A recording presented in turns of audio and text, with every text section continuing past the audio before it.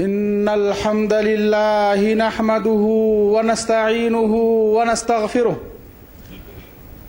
ونعوذ بالله من شرور أنفسنا ومن سيئات أعمالنا من يهده الله فلا مضل له ومن يضلله فلا هادي له وأشهد أن لا إله إلا الله وحده لا شريك له وأشهد أن محمدا عبده ورسوله أما بعد فإن خير الحديث كتاب الله وخير الهدي هدي محمد صلى الله عليه وسلم وشر الأمور محدثاتها وكل محدثة بدعة وكل بدعة ضلالة وكل ضلالة في النار يا أيها الذين آمنوا اتقوا الله حق تقاته ولا تموتن إلا وأنتم مسلمون يا أيها الناس اتقوا ربكم الذي خلقكم من نفس واحدة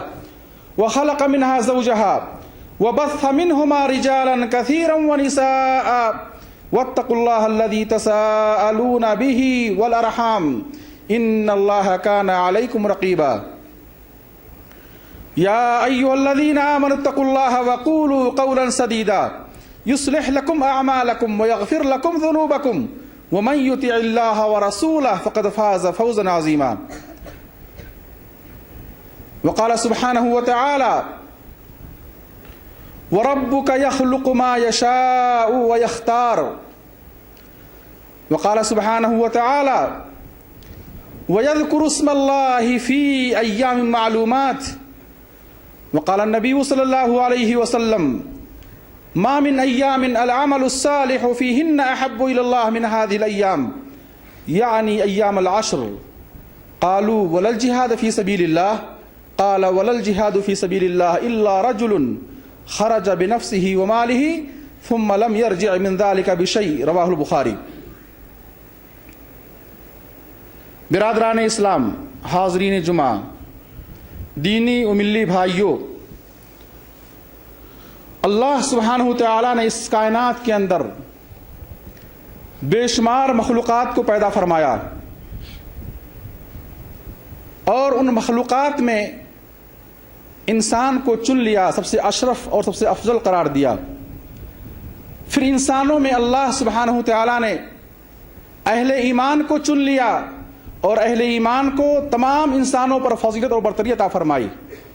پھر اہل ایمان میں اللہ سبحانہ تعالیٰ نے نبیوں اور رسولوں کو چن لیا اور تمام اہل ایمان میں انبیاء اور رسول کو اللہ سبحانہ تعالیٰ نے فضیلت اور برتری عطا فرمائی۔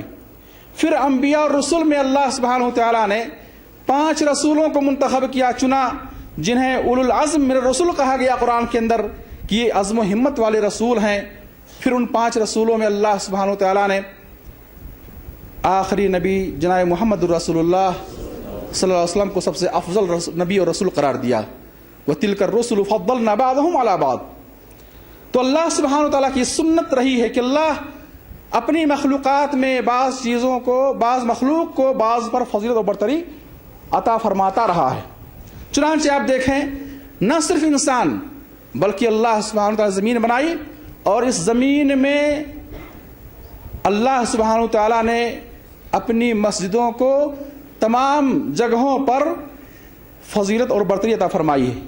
احب الارض الی اللہ مساجدها او احب البلاد الی اللہ مساجدها۔ آپ فرماتے ہیں کہ زمین میں سب سے محبوب جگہ اللہ کے نزدیک اللہ کی مسجدیں ہیں۔ اللہ نے زمین بنائی اور اس زمین میں اللہ نے مسجدوں کو چن لیا اور مسجدوں کو بقیہ زمین پر فضیلت اور برتری عطا فرمائی۔ پھر ان مسجدوں میں اللہ سبحانہ تعالیٰ نے 3 مسجدوں کو چنا اور بقیہ مساجد پر ان تینوں مسجدوں کو فضیلت اور برتری عطا فرمائی، مسجد حرام، مسجد نبوی، مسجد اقصیٰ۔ پھر ان تینوں مسجدوں میں اللہ سبحانہ تعالیٰ نے مسجد حرام کو سب سے افضل قرار دیا۔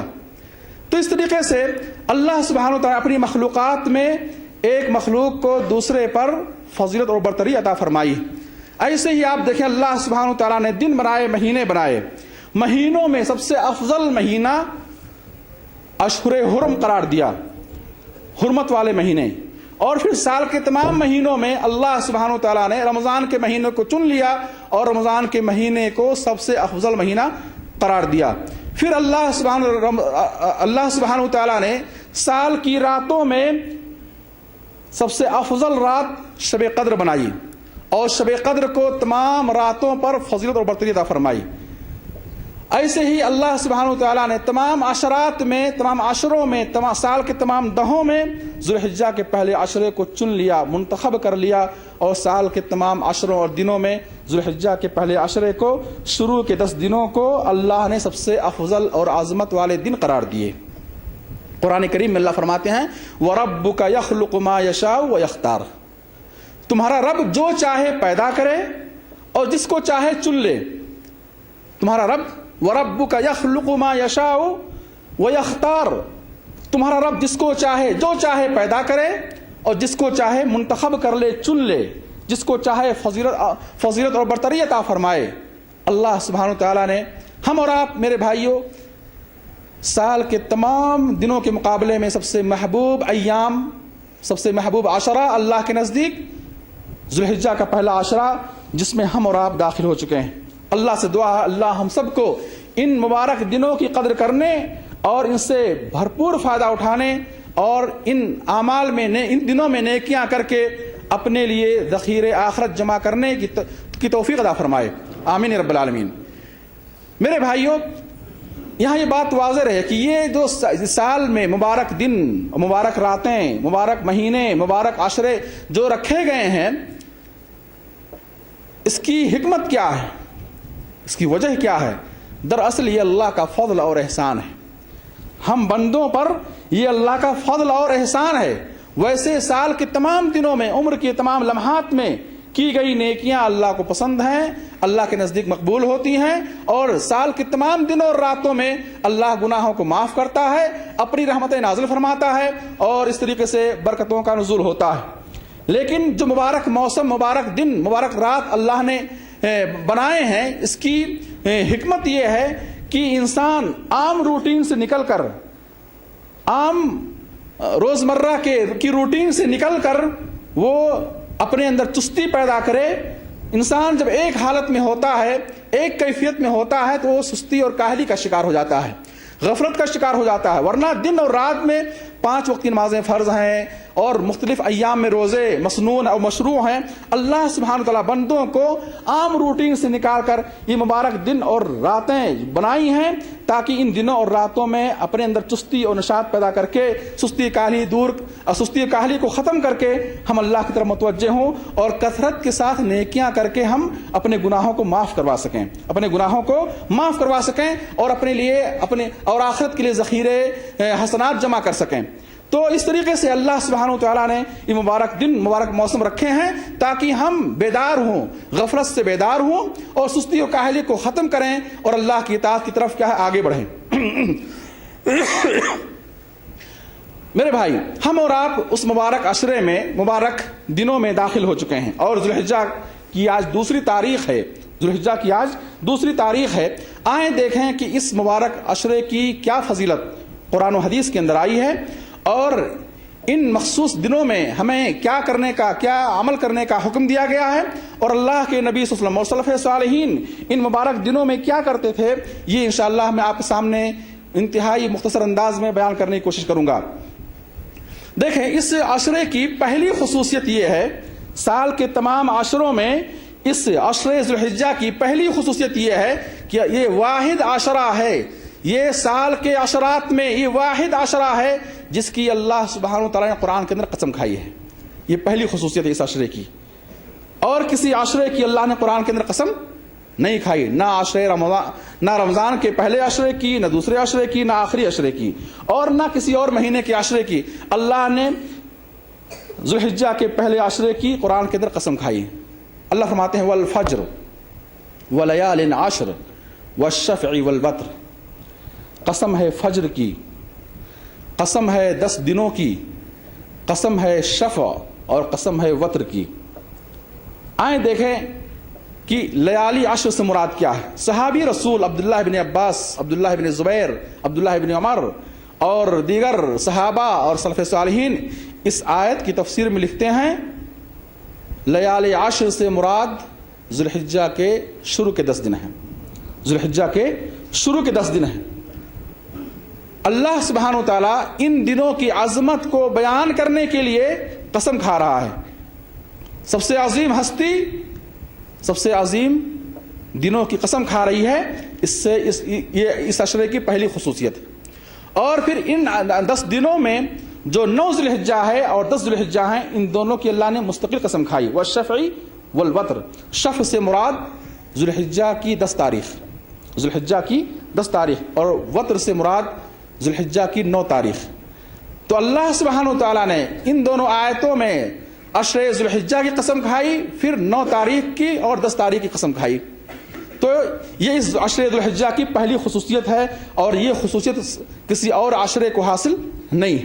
ایسے ہی ذوالحجہ کے پہلے عشرے کی شروع کے 10 دنوں کی دوسری خصوصیت یہ ہے کہ اس عشرے میں کی گئی نیکیاں دوسرے دنوں کے مقابلے میں، دوسرے مہینوں کے مقابلے میں اللہ کو زیادہ محبوب پسندیدہ ہیں، اللہ کے نزدیک زیادہ پسندیدہ ہیں اور محبوب ہیں. عشر ذوالحجہ میں، ذوالحجہ کے شروع کے 10 دنوں میں کی گئی نیکیاں دوسرے دنوں کے مقابلے میں اللہ کو زیادہ محبوب پسندیدہ ہیں. یہ اس عشرے کی دوسری خصوصیت. حدیث سے فرماتے ہیں ما من ایام العمل الصالح فیہن احب الی اللہ من هذه الایام، یعنی ایام العشر. فرماتے ہیں آپ کہ سال کے تمام دنوں کے مقابلے میں ذوالحجہ کے شروع کے 10 دنوں میں کی گئی نیکیاں اللہ کو زیادہ ہی پسند ہیں. صحابہ نے عرض کیا ولل جہاد فی سبیل اللہ، اے اللہ کے نبی صلی اللہ علیہ وسلم، اللہ کی راہ میں جہاد کرنے سے بھی زیادہ ذوالحجہ کے پہلے عشرے کی نیکیاں اللہ کو پسند ہیں؟ آپ نے کہا ہاں، جہاد سے بھی زیادہ.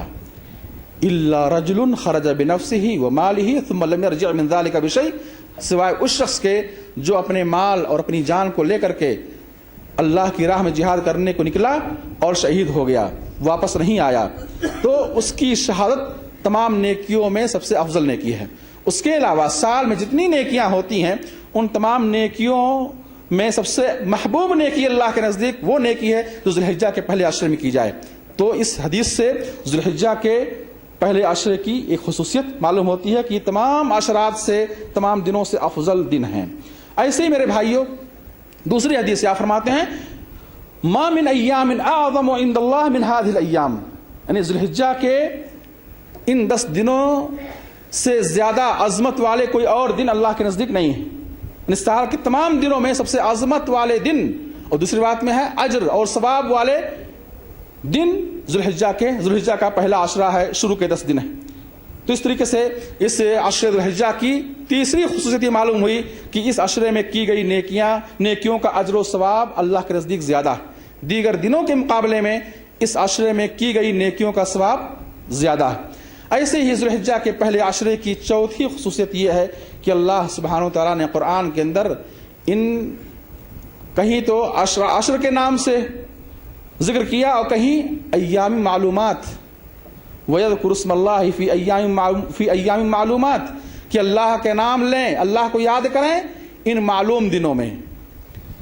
ان معلوم دنوں میں اللہ سبحانہ و تعالیٰ نے تفصیل نہ بیان کر کے یہ اتنا عظمت اور عظیم دن ہے کہ اللہ نے کہا کہ ان معلوم متعینہ دنوں میں اللہ کو خوب یاد کریں. یعنی اللہ کے نزدیک یہ دن انتہائی عظمت والے دن ہیں، بیان کے محتاج نہیں. یہ اللہ نے ان دنوں کو کہا ایام معلومات، یہ معلوم دن ہے، مخصوص دن ہے. سال کے دیگر دنوں کے مقابلے میں یہ دن اللہ کے نزدیک معلوم اور مخصوص زیادہ ہیں. ایسے ہی اس عشرے کی ایک خصوصیت یہ ہے کہ اس عشر ذوالحجہ میں اللہ کے بندے اہل ایمان دنیا کونے کونے سے چل کر اللہ کے گھر کی زیارت کے لیے حاضر ہوتے ہیں، جمع ہوتے ہیں، خانہ کعبہ کا حج کرتے ہیں، دور دراز علاقوں سے آ کر اسلام کا 5واں رکن ادا کرتے ہیں، اللہ کے گھر کا طواف کرتے ہیں، اللہ کے گھر کی زیارت کرتے ہیں، حج کرتے ہیں. اور حج حدیث سے فرماتے ہیں والحج یہدم ما کان قبلہ، حج سابقہ گناہوں کو مٹا دیتا ہے. حج سابقہ گناہوں کو مٹا دیتا ہے. جس شخص نے اس گھر خانہ کعبہ کی حج کی، زیارت کی اور دوران حج کوئی گناہ کام نہیں کیا، وہ اپنے گناہوں سے ایسے ہی پاک ہو کر لوٹتا ہے جیسے اس دن گناہوں سے پاک تھا جس دن وہ پیدا ہوا تھا، جس دن وہ پیدا ہوا تھا۔ تو یہ مبارک عمل اور یہ اسلام کا پانچواں رکن، اسلام کے پانچویں رکن کی ادائیگی اسی عشرے میں ہوتی ہے، اسی عشرے میں ہوتی ہے۔ اور حاجی 8 ذی الحجہ کو اپنا حج شروع کرتا ہے اور جا کر منی میں قیام کرتا ہے، اپنے گھر بار کو چھوڑ کر، آرام اور راحت کو قربان کر کے، معمولی لباس میں اللہ کی خاطر، اللہ کی رضا کے لیے میدان اور وادی میں جا کے اکٹھا ہوتا ہے، اور اس طریقے سے وہ اللہ کو یاد کرتا ہے۔ وہ حج مبارک عمل یوم الترویہ 8 تاریخ یہ اسی عشرے میں ہے۔ ایسے یوم عرفہ حاجی کے لیے اسی عشرے میں ہے، اور حدیث سے آپ فرماتے ہیں کہ اللہ سبحانہ وتعالی عرفہ کے دن حاجیوں سے قریب ہوتا ہے، اپنے بندوں سے قریب ہوتا ہے، قریب ہوتا ہے۔ ثم یباہی بہم الملائکہ، پھر فرشتوں کے سامنے ان بندوں پر فخر کرتا ہے کہ یہ بندے میلے کچلے لباس میں میرے پاس آئے ہیں۔ ماذا اراد ہؤلاء، یہ بندے میرے کیا چاہتے ہیں؟ اللہ فرشتوں سے پوچھتا ہے، حالانکہ اللہ خوب جانتا ہے یہ بندے کیا چاہتے ہیں۔ لمبی حدیث ہے، صحیح مسلم کی روایت۔ تو بہرحال میں عرض کر رہا تھا کہ عرفہ کا یہ دن افضل دن، جس دن کی اللہ نے قسم کھائی، جس دن اللہ سبحانہ و تعالی حاجیوں سے قریب ہوتا ہے، جس دن اللہ سبحانہ و تعالی فرشتوں کے سامنے ان بندوں پر فخر کرتا ہے، جس دن کے بارے میں حدیث سے آپ فرماتے ہیں کہ اللہ سبحانہ و تعالی عرفہ کے دن جس قدر لوگوں کی گردنوں کو جہنم سے آزاد کرتا ہے، سال کے کسی اور دن میں اتنی آزادی نہیں ہوتی۔ جس قدر اللہ سبحانہ و تعالیٰ عرفہ کے دن لوگوں کو جہنم سے آزاد کرتا ہے، کسی اور دن میں اتنا آزاد نہیں کرتا۔ تو یہ عرفہ کا دن، مبارک کا دن، جہنم سے آزادی کا دن، گناہوں کی مغفرت کا دن، اللہ سے قریب ہونے کا دن، یہ دن اسی عشرے کے اندر ہے۔ اور پھر میرے بھائیوں، اسی طریقے سے غیر حاجی کے لیے 9 ذی الحجہ کی تاریخ، غیر حاجی کے لیے 9 ذی الحجہ کی تاریخ میں روزہ رکھنا، یہ 2 سال گناہوں کے لیے کفارہ بن جاتا ہے، 2 سال گناہوں کے لیے کفارہ بن جاتا ہے۔ حدیث سے آپ فرماتے ہیں، آپ سے سوال کیا گیا یوم عرفہ 9 ذی الحجہ کے دن روزہ رکھنے کے بارے میں، تو فرمایا آپ نے صیام یوم عرفہ انی احتسب علی اللہ ان یکفر السنۃ التي قبلها والتي بعدها، رواہ مسلم، کہ یوم عرفہ کے روزے کے بارے میں میں اللہ سے امید رکھتا ہوں کہ یہ روزہ 2 سال گناہوں کے لیے کفارہ بن جاتا ہے۔ ایک دن کا روزہ 2 سال گناہوں کے لیے کفارہ بن جاتا ہے۔ من صام یوما فی سبیل اللہ باعد اللہ وجہہ عن النار 70 خریفہ، حدیث سے آپ فرماتے ہیں جس شخص نے اللہ کی راہ میں ایک دن روزہ رکھا، من صام یوما فی سبیل اللہ، کوئی بھی دن، کوئی بھی مہینہ ہو، من صام یوما فی سبیل اللہ، جس نے اللہ کی راہ میں اللہ کی رضا کے لیے ایک دن روزہ رکھا، اللہ اس کے چہرے کو جہنم سے 70 سال کی مسافت کے برابر دور کر دے گا۔ یہ عام ایک نفلی روزے کی فضیلت اور اس کا مقام، الا الصوم فانه لی وانا اجزی بہ، روزہ میرے لیے ہے، میں جتنا چاہوں گا بندے کو نوازوں گا۔ یوم عرفہ کے روزے کے بارے میں اللہ نے اس ایک روزے کو 2 سال گناہوں کے لیے کفارہ بنا دیا ہے۔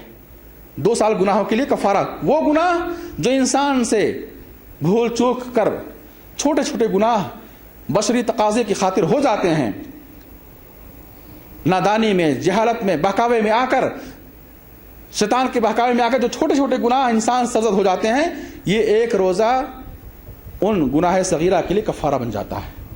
لیکن وہ گناہ جو بڑے بڑے ہیں، جو گناہ کبیرہ ہیں، چوری، خیانت، چغلخوری، غیبت، دھوکہ دہی، زنا اور دیگر بڑے بڑے گناہ، یہ توبہ ہی سے معاف ہوں گے، نیکیاں ان گناہوں کے لیے کفارہ نہیں بن سکتی ہیں۔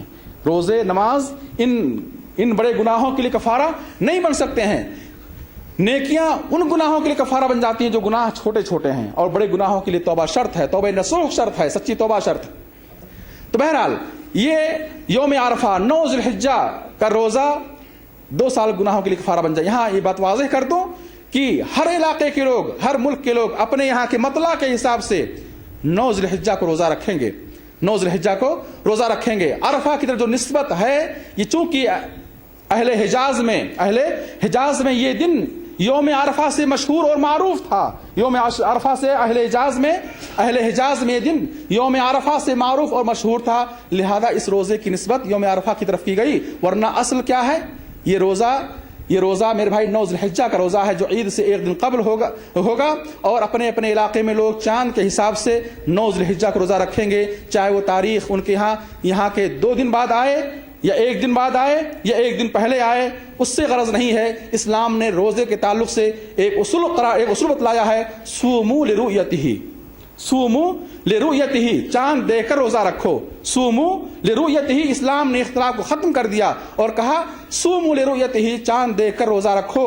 ملک شام میں عبداللہ بن عباس کی روایت, ملک شام میں لوگوں نے مدینے سے 1 دن پہلے روزہ رکھا اور مدینے والوں نے 1 دن بعد چاند دیکھا اور روزہ رکھا. تو اس طریقے سے میرے بھائی مطلع کا اعتبار ہے. اس تعلق سے بہت ساری دلیلیں موجود ہیں.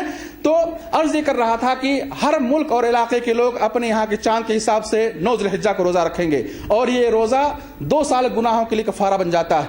اور اسی پر امت کا عمل رہا ہے صدیوں تک اسی پر امت کا عمل رہا ہے. لوگ اپنے اپنے علاقوں میں, علماء, فقہاء, مفسرین سمیت سارے لوگ اپنے اپنے علاقے میں چاند کے حساب سے روزہ رکھتے تھے اور چاند کے حساب سے روزہ بند کرتے تھے. صوموا لرؤیتہ, چاند دیکھ کر روزہ رکھو. لہذا اس نئے اختلاف میں نہیں پڑھنے کی ضرورت نہیں ہے کہ حدیث کے ظاہری لفظ کو لے کر کہ صیام یوم عرفہ, حدیث میں یوم عرفہ کا روزہ کہا گیا ہے. میرے بھائی یوم عرفہ کا روزہ, یہ نسبت کی گئی یوم عرفہ کی طرف اس روزے کی, اس لیے کہ اہل حجاز میں 9 ذی الحجہ یوم عرفہ سے مشہور معروف تھا, یوم عرفہ سے مشہور معروف تھا, لہذا اس روزے کی نسبت اس دن کی طرف کی گئی. ورنہ حاجی کے لیے وہ روزہ نہیں ہے.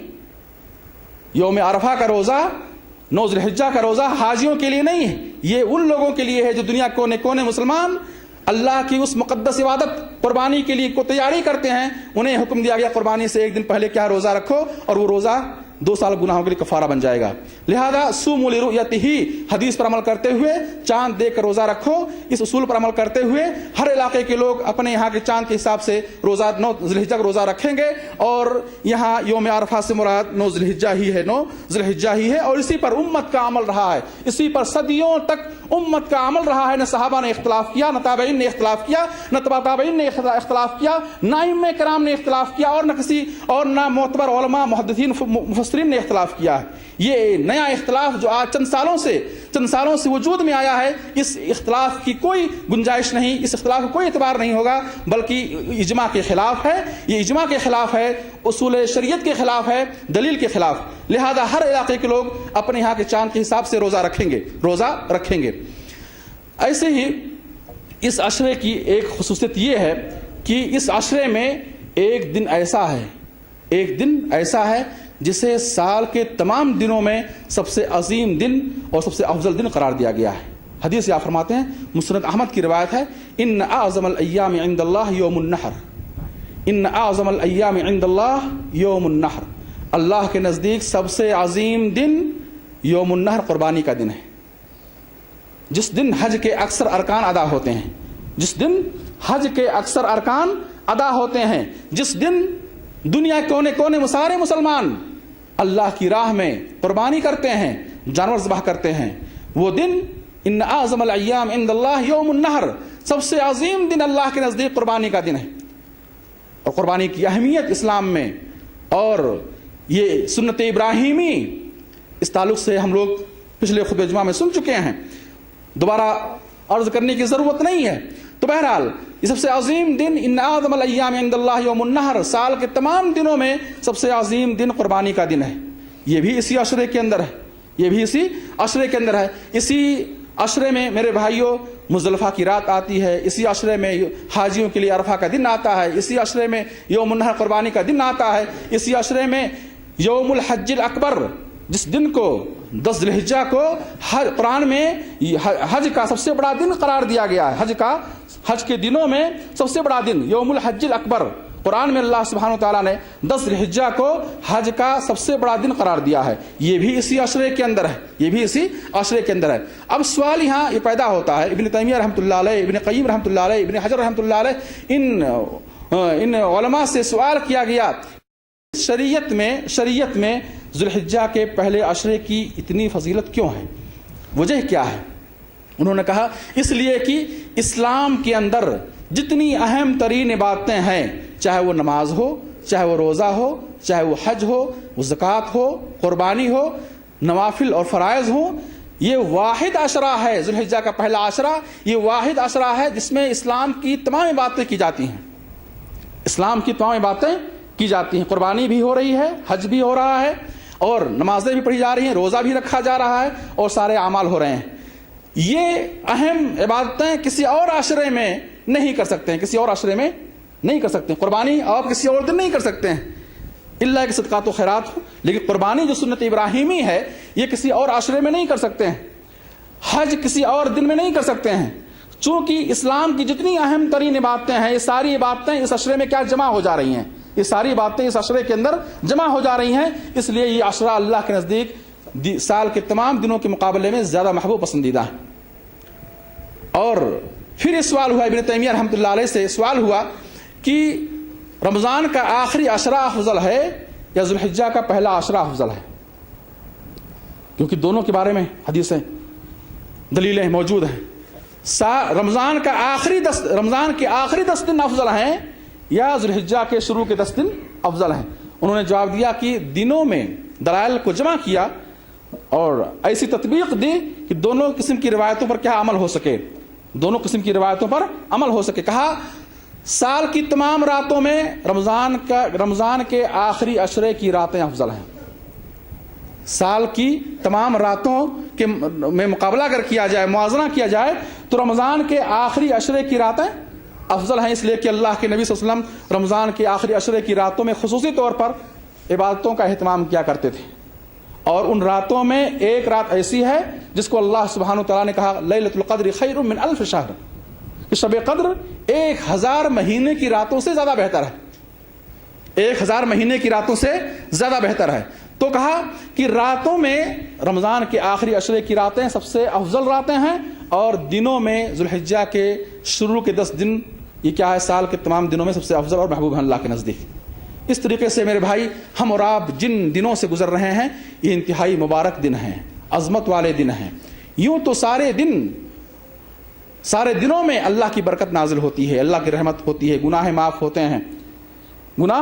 ہوتے ہیں اور اعمال قبول ہوتے ہیں، توبہ قبول ہوتی ہے، لیکن ان مبارک موسموں میں اللہ کی رحمت کچھ زیادہ ہی ہوتی ہے، اللہ کی رحمت کچھ زیادہ ہی ہوتی ہے، اور اللہ سبحانہ و تعالیٰ بندے کو معاف کرنے کے لیے، اللہ نے بندوں کو عذاب دینے کے لیے پیدا نہیں کیا ہے، اللہ بندوں کو نوازنا چاہتا ہے، اللہ بندوں کو عطا کرنا چاہتا ہے، اللہ بندوں کے گناہوں کو معاف کرنا چاہتا ہے، اللہ بے شمار اجر و ثواب دینا چاہتا ہے، اور ہم بندے ہیں کہ ہم لینے سے پیچھے ہٹ رہے ہیں، اللہ سبحانہ و تعالیٰ بندوں کو نوازنے کے لیے، بندوں کے گناہوں کو معاف کرنے کے لیے، اپنی رحمتوں کی بارش کرنے کے لیے اللہ یہ مبارک موسم، مبارک دن، مبارک راتیں بنائی ہیں تاکہ بندے ان موسموں کی قدر کر کے، ان دنوں کی قدر کر کے اللہ کی رحمت کو پا سکیں، گناہوں کو معاف کروا سکیں۔ تو میرے بھائی کہنے کا مقصد یہ ہے کہ ان مبارک موسموں سے کوئی یہ مطلب نہ نکالے کہ بقیہ دنوں میں عمل کرنے کی ضرورت نہیں، نیکیاں کرنے کی ضرورت نہیں، دعا کرنے کی ضرورت نہیں، توبہ کرنے کی ضرورت نہیں۔ اللہ سبحانہ و تعالیٰ ہمیشہ دعاؤں قبول کرتا ہے، اللہ ہمیشہ اعمال قبول فرماتا ہے، اللہ کی رحمت مغفرت ہمیشہ ہوتی ہے۔ اور حدیث ہے، صحیح بخاری کی حدیث، اللہ کے نبی صلی اللہ علیہ وسلم فرماتے ہیں اللہ سبحانہ و تعالیٰ رات کے آخری پہر میں، ہر رات کے آخری پہر میں آسمانی دنیا پر نازل ہوتا ہے، ہر رات کے آخری حصے میں آسمانی دنیا پر نازل ہوتا ہے اور کہتا ہے من یدعونی فاستجیب لہ ومن یسألونی فاعطیہ ومن یستغفرونی فاغفر لہ، کون مجھے پکار رہا ہے کہ میں اس کی پکار قبول کروں، کون مجھ سے سوال کر رہا ہے کہ میں اسے عطا کروں، کون مجھ سے معافی مانگ رہا ہے کہ میں اسے معاف کروں۔ یہ ہر رات کے آخری پہر میں، کوئی بھی مہینہ، کوئی دن ہو، کوئی بھی عشرہ ہو، یہ اللہ کی رحمت ہمیشہ عام ہوتی ہے، لیکن کچھ مبارک موسم ہیں جن میں اللہ کی رحمت، اللہ کی مغفرت، بخشش، معافی دیگر دنوں کے مقابلے میں کچھ زیادہ ہی ہوتی ہے، لہذا ان موسموں کی ہمیں قدر کرنی چاہیے۔ اور یہ اللہ کا فضل اور احسان ہے اس امت محمدیہ پر کہ اللہ سبحانہ وتعالیٰ نے جہاں اس امت کی عمر مختصر رکھی ہے، ہماری عمر مختصر رکھی ہے، 60 اور 70 کے درمیان امت محمدیہ کی عمر ہے۔ حدیث آپ فرماتے ہیں اعمار امتی ما بین 60 الی 70، میری امت کی عمر 60 اور 70 کے درمیان ہے. وقلیل، اور تھوڑے بندے ایسے ہیں جو 70 کو پار کرتے ہیں، 70 کو پار کریں گے. تو عام طور سے یہ امت کی عمریں ہیں 60 اور 70 کے درمیان، تھوڑے لوگ ہیں جو 70 کو پار کریں گے. تو اللہ سبحانہ و تعالیٰ نے جہاں اس امت کی عمر تھوڑی رکھی ہے، پچھلی امتوں کے مقابلے میں ہماری عمریں بہت مختصر ہیں، لیکن اللہ نے اپنے فضل اور احسان سے اس مختصر عمر میں ایسے مبارک دن، راتیں، موسم، مہینے بنائے ہیں جن کی ہم قدر کر کے اور جن میں ہم اعمال صالحہ کر کے نیکیوں کا ذخیرہ جمع کر سکتے ہیں، نیکیوں کا ذخیرہ جمع کر سکتے ہیں. میں اللہ سبحانہ و تعالیٰ سے دعا کرتا ہوں الہ العالمین ہم سب کو اس عشر ذی الحجہ کی فضیلت سمجھنے اور اس میں نیکیاں کرنے کی توفیق عطا فرمائے. اس عشرے میں خصوصی طور سے جو اعمال کرنے ہیں، قربانی، حج، عمرہ اور نو ذی الحجہ کا روزہ، اس کے علاوہ اللہ کی بڑائی، بزرگی، اللہ کی تعریف، اس کی پاکی بیان کرنا. قرآن کریم میں اللہ فرماتے ہیں وَيَذْكُرُ اسْمَ اللَّهِ فِي أَيَّامٍ مَعْلُومَاتٍ. ان معلوم دنوں میں، یہ گنتی کے چند دن ہیں، معلوم دن ہیں، ان میں اللہ کو خوب یاد کریں، ان میں اللہ کو خوب یاد کریں. کیسے یاد کرنا ہے؟ اللہ کے نبی صلی اللہ علیہ وسلم فرماتے ہیں فَأَكْثِرُوا فِيهِنَّ مِنَ التَّهْلِيلِ وَالتَّكْبِيرِ وَالتَّحْمِيدِ. یہ دن بڑے عظیم دن ہیں، ان دنوں میں کثرت کے ساتھ لا الہ الا اللہ پڑھو، اللہ اکبر پڑھو اور الحمدللہ پڑھو. اور صحابہ عبداللہ بن عمر رضی اللہ عنہما اور ابو ہریرہ رضی اللہ عنہ سے ثابت ہے بخاری کے اندر کہ یہ دونوں صحابہ ذی الحجہ کا چاند دیکھنے کے بعد ہر دن عصر کی نماز پڑھنے کے بعد بازار مدینہ کی طرف نکل جایا کرتے تھے، اور بازار میں جا کر کے وہاں وہ لوگ جو خرید و فروخت میں مشغول رہتے تھے انہیں یاد دلانے کے لیے بلند آواز سے بازار مدینہ کے اندر اللہ اکبر، اللہ اکبر، لا الہ الا اللہ، اللہ اکبر وللہ الحمد بلند آواز سے تکبیر پڑھتے تھے. اور ان کی تکبیر کو سن کر کے بازار کے لوگ بھی کیا تکبیر پڑھنا شروع کرتے تھے، یہاں تک کہ بازار مدینہ تکبیر کے کلمات سے گونج اٹھتا تھا. اللہ اکبر، اللہ اکبر، لا الہ الا اللہ، اللہ اکبر وللہ الحمد. اس عشرے میں آپ جب آپ کو یاد آئے اور جب چاہیں آپ کثرت کے ساتھ پڑھتے رہیں اللہ اکبر، لا الہ الا اللہ، اللہ اکبر وللہ الحمد. چلتے پھرتے ہوئے، سوتے اور اٹھتے ہوئے، کام کرتے ہوئے جب بھی یاد آئے اللہ اکبر، لا الہ الا اللہ، اللہ اکبر وللہ الحمد. اور ایسے ہی یوم الترویہ کو منی کے اندر اور منی کے ایام میں عمر فاروق رضی اللہ تعالیٰ عنہ اپنے خیمے کے اندر بلند آواز سے پڑھتے اللہ اکبر، لا الہ الا اللہ، اللہ اکبر وللہ الحمد. اور ان کی تکبیرات کو سن کر کے مدینے کے لوگ، بازار کے لوگ، مسجد کے لوگ بھی بلند آواز سے تکبیر پڑھتے تھے. روایت میں ہے کہ منی تکبیر کے کلمات سے گونج اٹھتا تھا، منی تکبیر کلمات سے گونج اٹھتا تھا. میرے بھائی اللہ اکبر معمولی نیکی نہیں، یہ اللہ اکبر کہنا یہ معمولی نیکی نہیں ہے. اس پر جو اجر و ثواب ملے گا اس کے بارے میں صحابی رسول عمر فاروق رضی اللہ عنہ کہتے ہیں قول العبد اللہ اکبر خیر من الدنیا وما فیہا. قول العبد اللہ اکبر، بندے کا یہ کہنا اللہ اکبر، بندے کا یہ تکبیر پڑھنا اور اس تکبیر پر جو اجر و ثواب ملے گا، کہتے ہیں خیر من الدنیا وما فیہا، دنیا اور دنیا کی ساری نعمتوں سے بہتر ہے. ہم دنیا کی معمولی نعمتیں پانے کے لیے کتنی قربانیاں دیتے ہیں، پسینے بہاتے ہیں، وقت صرف کرتے ہیں، محنت کرتے ہیں، دشمنیاں مول لیتے ہیں، نہ جانے کیسے کیسے مشکلات کا سامنا کرتے ہیں. میرے بھائی یہ معمولی عمل، نیکی اللہ اکبر کہنا، اس پر اللہ نے جو اجر و ثواب رکھا ہے، عمر فاروق رضی اللہ عنہ کہتے ہیں خیر من الدنیا وما فیہا، یہ دنیا اور دنیا کی ساری نعمتوں سے زیادہ بہتر ہے. تو اس سنت کا اہتمام کرنا چاہیے اس عشرے کے اندر، خاص طور سے اللہ اکبر، لا الہ الا اللہ. یہ تکبیر مطلق یعنی عشر ذی الحجہ میں تکبیر مطلق جب رات دن صبح شام جب یاد آئے، جب پڑھنا چاہیں پڑھتے رہیں. ایام تشریق میں قربانی سے لے کر کے ایام تشریق تک، یوم النحر اور ایام تشریق 4 دنوں میں تکبیر مقید ہے.